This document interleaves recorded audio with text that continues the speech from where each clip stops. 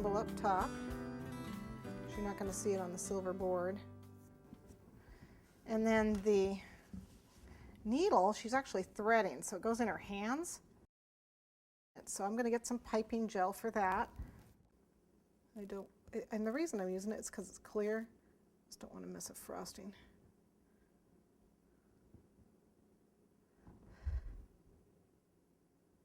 Whoops. I think I'll put it. I want you to see the eye of the needle.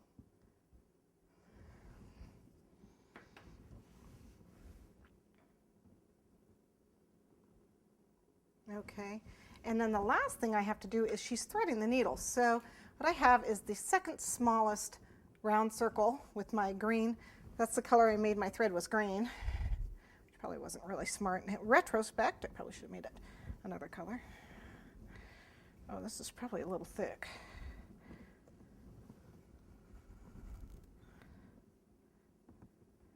Don't try licking the end of it. It won't go through if you lick the end. There we go.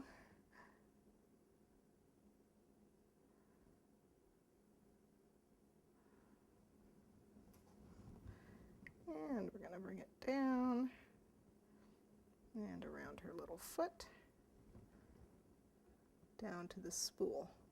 Now I need to put her tail on too.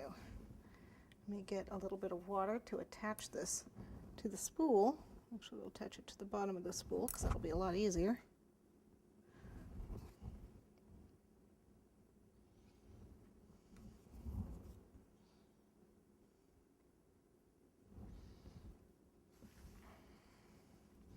And I need to put her tail on. Okay. I think we're done. And there she is, your little mouse sewing cake.